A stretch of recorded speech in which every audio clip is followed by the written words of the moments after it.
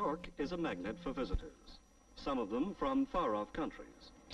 They come to see its famous landmarks and fill their photograph albums with wonders from the New World. But many of them are here for other reasons too. My name is Mahmoud Ahmed. I am fascinated by your city with its many bridges linking it with the rest of the United States. So different from where I came. And where is your home? It's very far away in a place called... I am studying now at Columbia University, working for a doctorate in counseling psychology. Counseling psychology? How does this explain your interest in bridges? Kuwait, to assist in its rapidly expanding educational programs.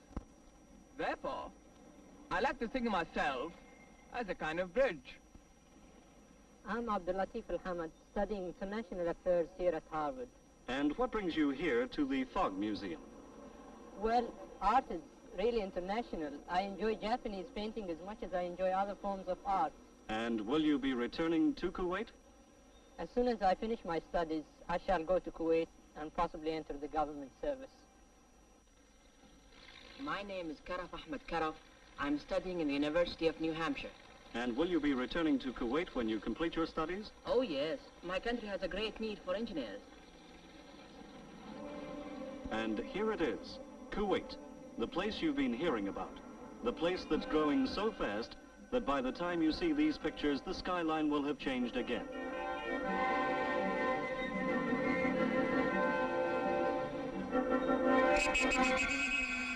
Let's take a close-up on Kuwait.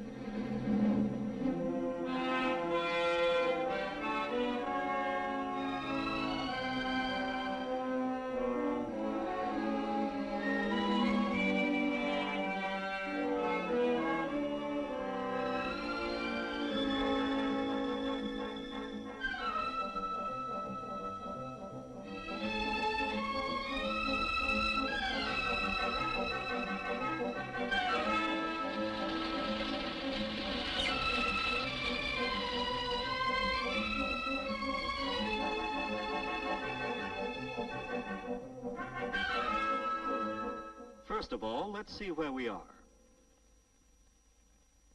Picture yourself high above the Middle East, that sprawling area that stretches from the Mediterranean to the Indian Ocean.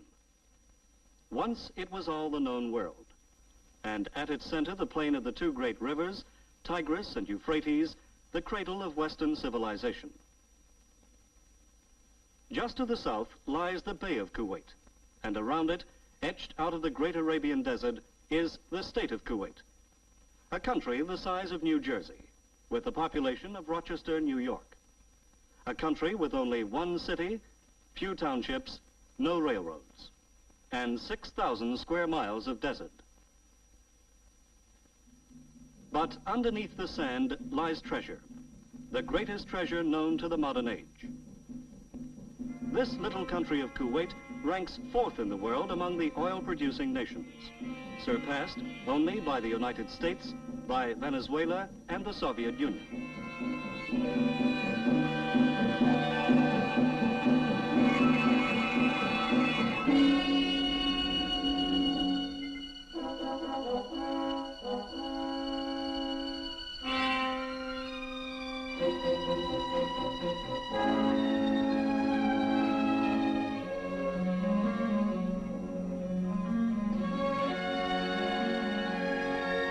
From the two great piers at Mina al-Ahmadi sail more tankers than from any other of the world's oil ports. 3,000 sailings a year, nearly 10 a day, to Europe and Asia, Africa and America, Australia and the Far East. 3,000 sailings and 80 million tons of oil.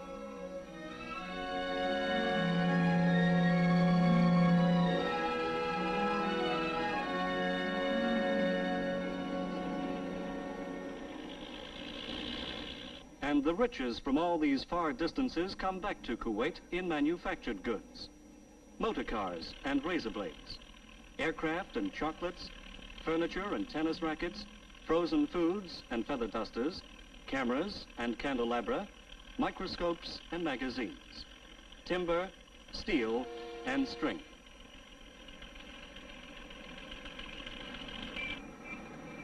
In these streets, you will find the Arab shrewdness of bazaar and marketplace. But you will also find the telephone and the cable bringing in business information from the whole industrial world. بخصوص البرنجات اللي وصيتوا عليهم فيشر ب 209 موجود عندنا منهم 22 سعر 17 ربيع. شو سي اي اف او سي بي اي اللي بدك اياه ايش بدك اياه؟ كيف كذا معاملة بدنا نعطي الأرق اذا كان بالاسعار هذه سي اي اف. سي اي اف. نعم. But I think the American article is much better than what you meant. Oh no, we produce the best there is in the field. What proof you have got? The best. Well, we've marketed it in Saudi Arabia and in Bahrain, everywhere. It is good. We will buy it here in Kuwait also, but I think it's not so good. Well, look. Because we always in Kuwait like good articles from England or from Germany, any country in the world. Only the best is good enough, and the merchants here can display to their critical customers nearly all that money can buy.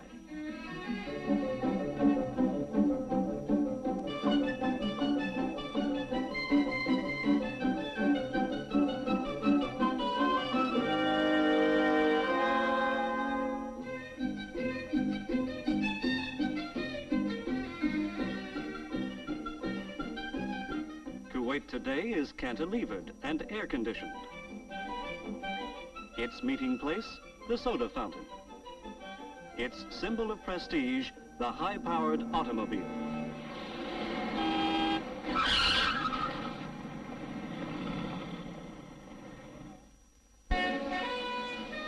Look more closely and you will find another side to Kuwait.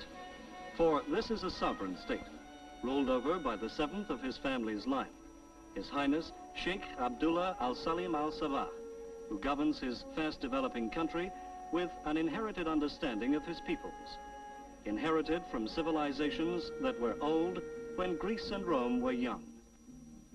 The ruler and his Council of State have made their country modern, but their way of government is Arab, based on the traditions of the family and on the Muslim faith. With these go a responsibility for the people's happiness, their welfare, and their health.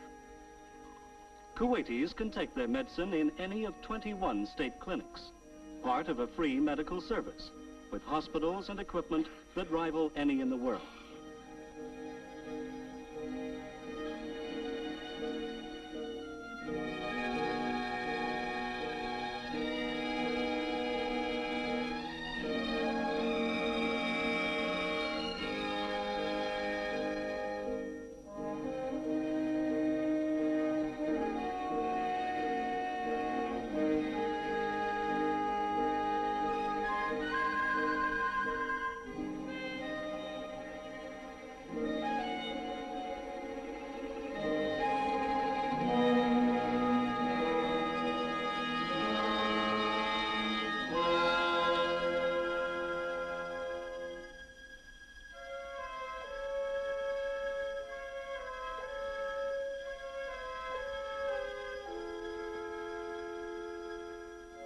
But medicine is far more than money and buildings and the latest equipment. It's the quality of the doctors and nurses that is the backbone of any medical service. And Kuwait has attracted the best from all over the world to serve its people with a sense of humor and humanity.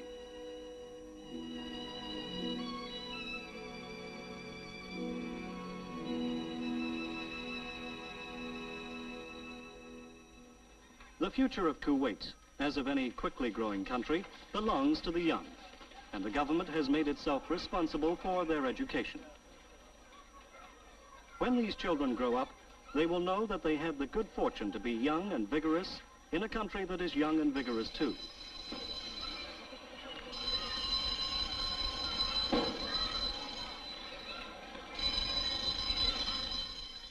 Every day to more than 100 schools come 40,000 children, or maybe one or two more.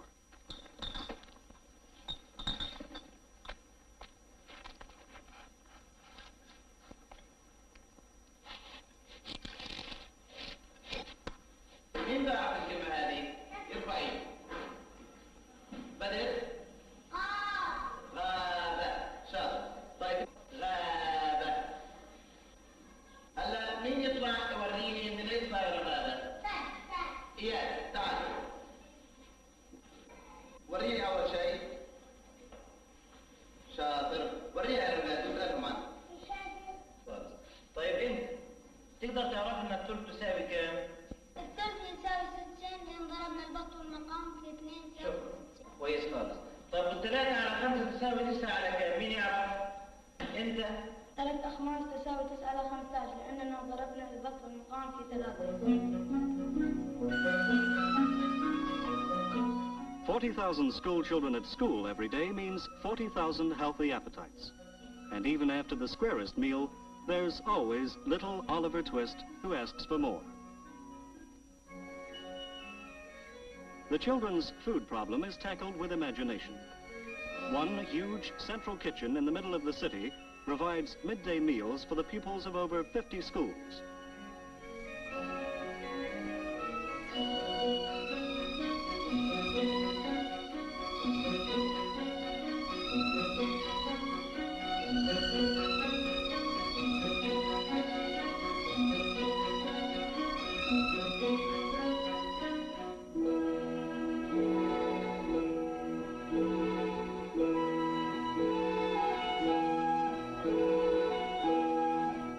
These children are sleeping the easy sleep of the fortunate.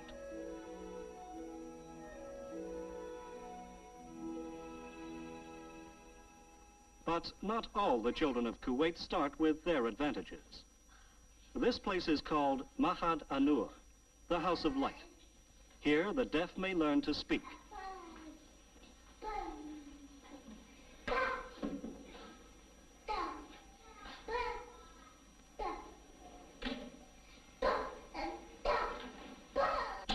The blind to read and write.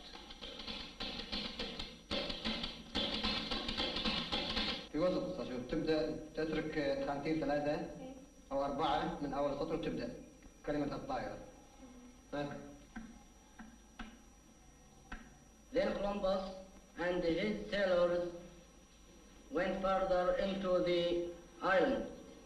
They were surprised at the thick trees and the rich plants which covered. The blind housewife must learn to do the shopping by the subtleties of shape and texture.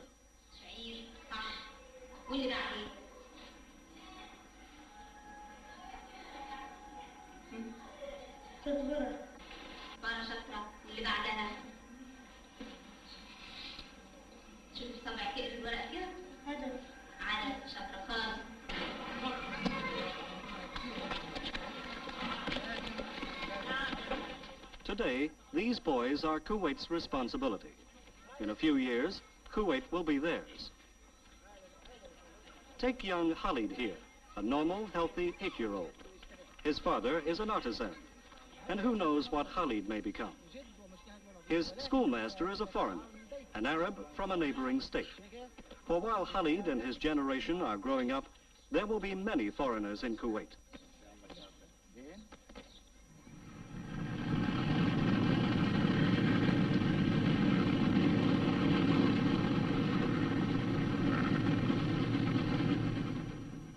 In the years since the first oil drillings, Kuwait has welcomed people of many nationalities to help her development. The necessary qualification is skill, engineering, scientific, or administrative. The skills that have enabled this small country to make her wealth productive.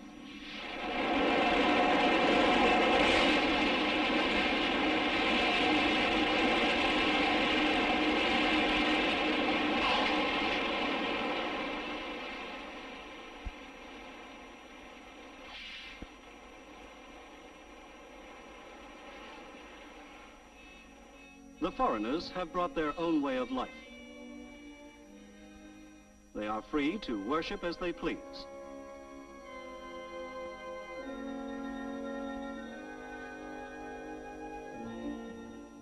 They've brought their wives and their wives' necessities. Their children and their children's pets. Their own culture. Their incomprehensible enthusiasms, their passion for gardening, and, above all, their patient ability to teach.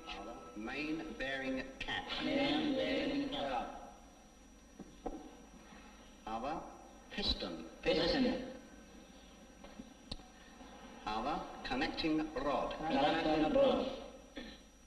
And the people of Kuwait have matched it with their own ability to learn, and to learn quickly. Pupils in Kuwaiti schools and technical colleges, and pupils far away in the centers of learning of Europe, America, and the Arab world. A whole generation of Kuwaitis are learning their way about a completely new field of knowledge. A world of circuits, systems, frequencies, reactors, bloodstreams, power curves, wingtip vortices. The things all of us have to learn today.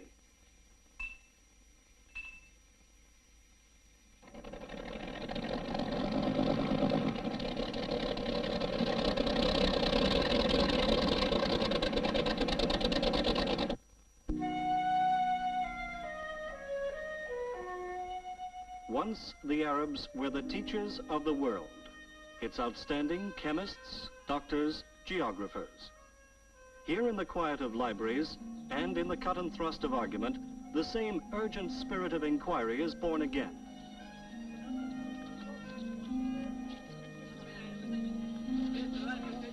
Today, the city gates no longer open on the desert.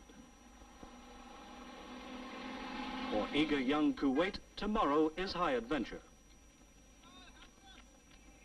But for many years yet, the material springboard of that adventure will be oil.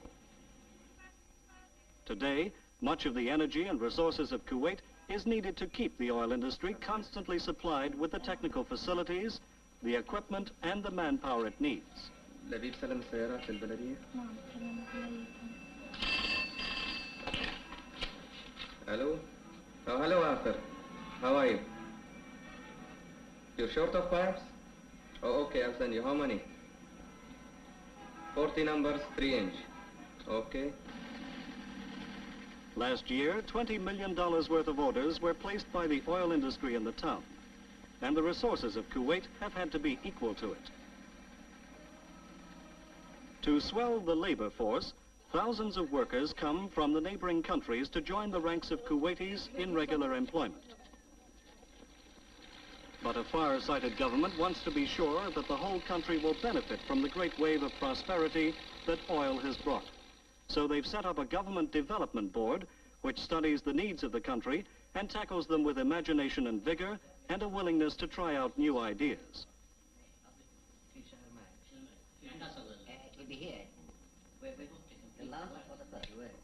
These are some of the facts they have to cope with. First of all, Kuwait is a country of desert. Without help, very little grows. Sometimes in the summer, nature can be seen at its most unrelenting. The wind from the north, the shamal, can blow the fine dry sand at storm force. But nature has a way of evening things out. For below the sand, the oil reservoirs contain vast quantities of natural gas. As a source of energy, natural gas is invaluable.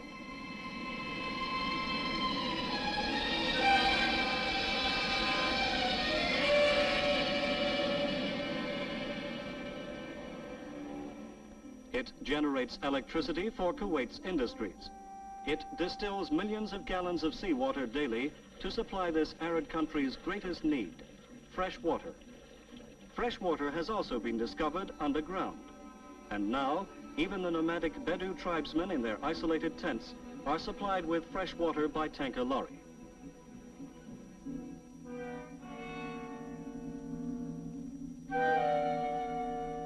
And where there is enough water, miracles can happen. Miracles like this. This is the government experimental farm. It covers 100 acres, and it's one of the most significant projects in the world today. For the world is very short of food. 2/3 of the human race is undernourished. One of the answers is to conquer the deserts of the earth.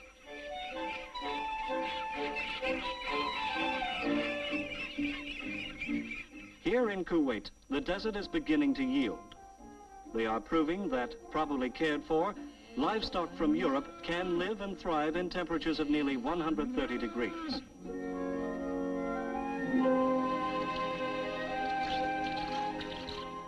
They are proving that with enough water and a lot of science, the desert can be turned into soil and bear fruit.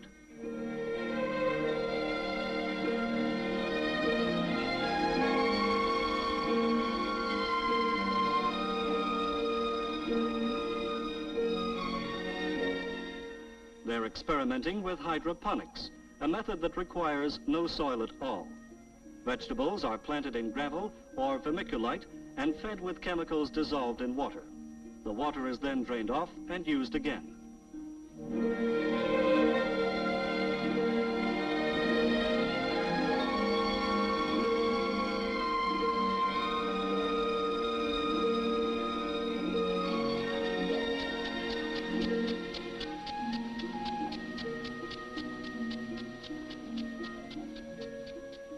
The 100 acres of the experimental farm are only a beginning.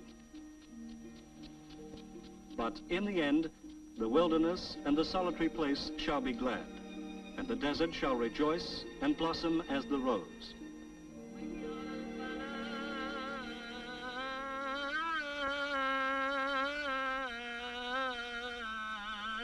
In Kuwait, the worship of Islam lies firm, like a bedrock on which to build a new way of life.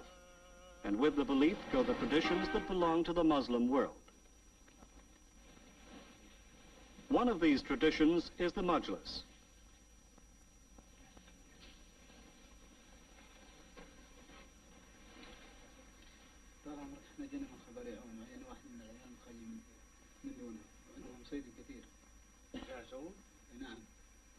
Through the majlis, every citizen with a petition or with a grievance against his neighbor or the state has the right of direct access to his rulers. How many of us in the West can do the same? Access to the government, equality before the law. These are assured to every citizen of Kuwait.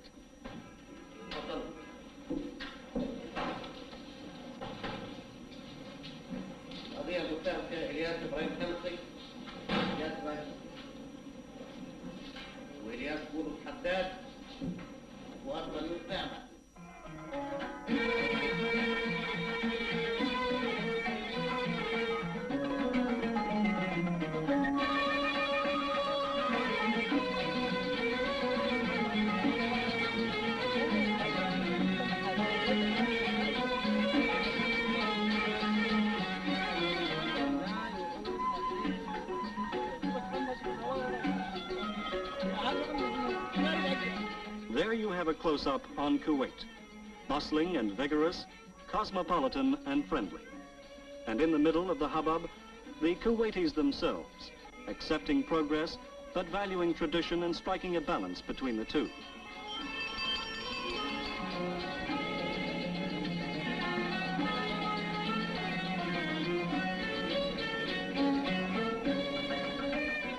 Favored by nature, yet not content to rest on nature's gifts. Fashioning the wilderness, molding the desert, changing themselves.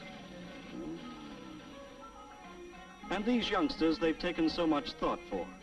What lies ahead for them? One thing is sure, to whatever they turn their heads and hands, they'll bring those qualities of enterprise and level-headedness that have made this state of Kuwait a state of excitement, here at the heart of the Arab world.